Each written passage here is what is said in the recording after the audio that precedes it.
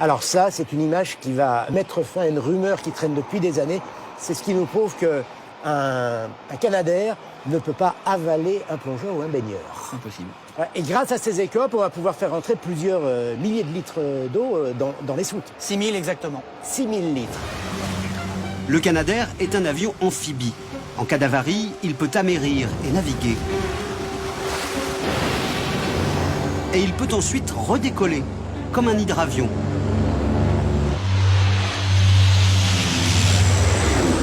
En France, ils ne sont que 16 commandants de bord de Canadair qui se relaient pendant toute la saison des feux. Le Rhône est assez large. Le Rhône est largement suffisant. Il nous faut pour pouvoir écoper une longueur de 2000 mètres qui permet notre présentation, notre prise d'eau et notre dégagement. 100 mètres de large pour pouvoir passer un avion à la queue leu-leu, voire 2 avions de front. Et également, il nous faut 2 mètres de profondeur.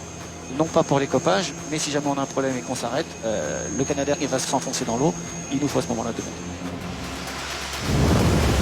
Et comme sortie. Sortie. Rempli sur les 4. 40. Embêté. 43. Je vais rejoindre à la droite.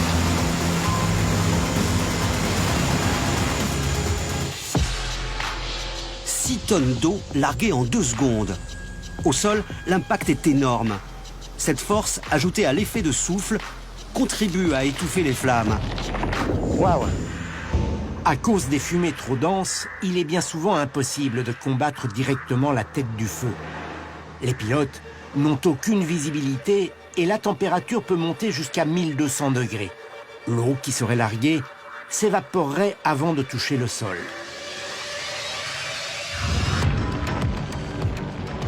Les Canadair vont donc attaquer le cône du feu par l'un de ses flancs, en commençant par l'arrière, là où l'incendie a débuté. À chaque passage, ils larguent une bande d'eau de 100 mètres de long et se rapprochent progressivement du front de l'incendie. Objectif, refermer l'éventail des flammes et affaiblir la tête du feu.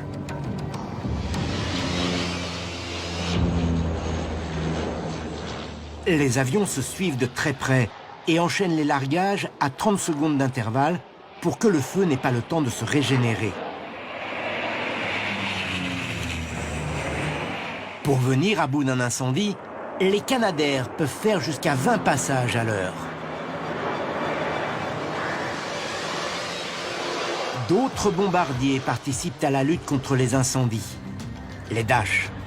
Eux ne larguent pas de l'eau, mais un produit retardant qui rend la végétation beaucoup moins inflammable et fait baisser l'intensité du feu. Il est composé d'un produit iniffugeant, d'argile et d'oxyde de fer qui lui donne sa couleur rouge et qui permet aux autres pilotes de repérer les zones déjà traitées. Le retardant est 8 fois plus efficace que l'eau, mais ne peut pas être utilisé en grande quantité, car il coûte très cher et après chaque largage, l'avion doit retourner à sa base pour faire le plein. À la fin d'une mission, vous êtes épuisé.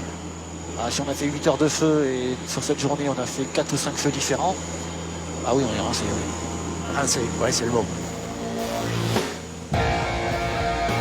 Après le coucher du soleil, les Canadair doivent impérativement rentrer à leur base, même si le feu brûle encore. Impossible d'effectuer des largages de nuit, faute de visibilité.